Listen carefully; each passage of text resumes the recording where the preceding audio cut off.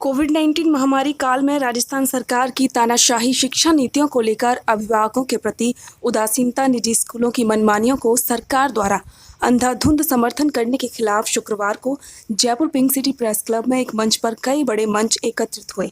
इस दौरान राष्ट्रीय राजपूत करणी सेना, अंतर्राष्ट्रीय ब्राह्मण महासभा, इंटरनेशनल गुर्जर महासभा, ब्राह्मण युवा क्रांति मंच, हिमालय परिवार हमारा भारत मंच, राजस्थान युवा जागृति मंच, सर्व समाज संघर्ष समिति, राष्ट्र नवनिर्माण सेना, पूर्व सैनिक परिषद के पदाधिकारियों ने एकजुटता दिखाई और सरकार की मनमानी नीति के खिलाफ मोर्चा खोला। साथ ही सरकार की कार्यप्रणाली को जनता विरोधी बताया।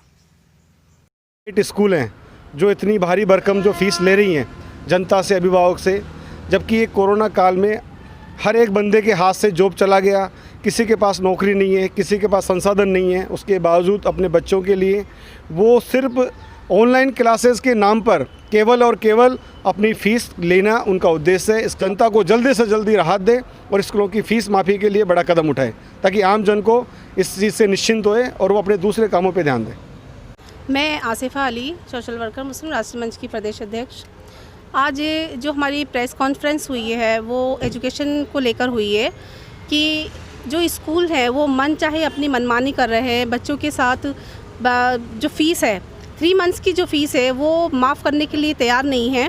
तो ये एक बच्चों के साथ और बच्चों के अभिभावकों के साथ बहुत ज़्यादा नाइंसाफ़ी है। सरकार से दरख्वास्त है कि इसके ऊपर कोई कड़े से कड़ा एक कदम उठाना चाहिए, ठोस कदम उठाना चाहिए, जिससे कि जो ये मनचाही वसूली कर रहे हैं इसके ऊपर पाबंदी लग जाए। मैं आज की प्रेस कॉन्फ्रेंस के माध्यम से सरकार को ये बताना चाहता हूँ कि ये जो बखेड़ा खड़ा कर रखा है फ़ीस माफ़ी का, इस पे सरकार अपना मत स्पष्ट करे तो सारी स्थिति अपने आप क्लियर हो जाएगी।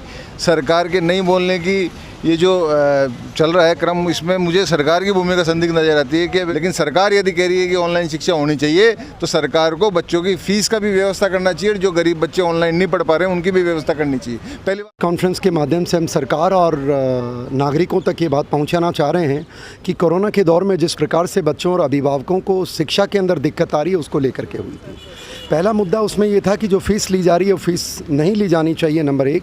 नंबर 2, जो स्कूलों का जो व्यवहार है इस दौर के अंदर बच्चों के साथ और पेरेंट्स के साथ वो दर्दनाक है। और इसमें कहीं मेरा मानना है कि जो सरकारी अधिकारी हैं, सरकारें हैं, उनकी अनदेखी है या जानबूझ के अनजाने में, वो तो उनको फैसला करना है। तो हमारा मकसद था सरकार तक ये पहुंचाना कि जिस प्रकार से ये ढकोसलेबाजी चल रही है ऑनलाइन एजुकेशन की, ऑनलाइन लूट, you can say that. Why I say this, there is a reason. आप देखिए, ऑनलाइन नाम बड़ा अच्छा लग रहा है सुनने में, पर जब जिनके परिवारों में 80% हिंदुस्तान में लोग ऐसे हैं और 60% ऐसे जो नॉर्मल फ़ोन यूज़ करते हैं, ऑनलाइन कहाँ से आएगी साहब उसके पास? ऑनलाइन में पेरेंट को बैठना पड़ता है, मोबाइल को बैठना पड़ता है, और आजकल बच्चे हैं वो गूगल के ऊपर चले जाते हैं, बहुत सारी दिक्कतें हैं उनकी। तो ये ऑनलाइन बंद कर करके सरकार को ये क्लियर करना चाहिए कितने दिनों तक ये लॉकडाउन रहेगा। नंबर 2, इस दौरान कोई प्रकार की फ़ीस नहीं ली जानी चाहिए। नंबर 3, जो ऑनलाइन है व्यवस्था सेंट्रली करे कहीं, पेरेंट्स को ये तो उनका काम है, सरकार को ध्यान देना पड़ेगा कि जो ऑनलाइन एजुकेशन का सिस्टम है ये एक तरह से पेरेंट्स की कमर तोड़ रहा है।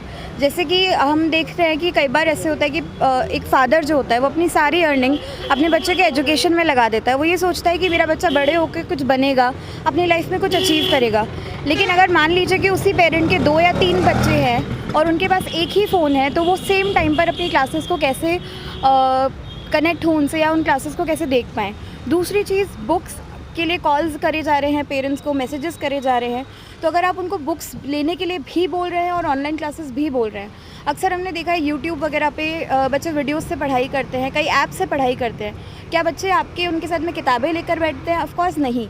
तो या तो वो सिस्टम इतना सक्षम नहीं है कि बच्चों को किताबें अलग से देनी पड़ रही हैं, या फिर किताबें अलग से इतनी सक्षम नहीं है।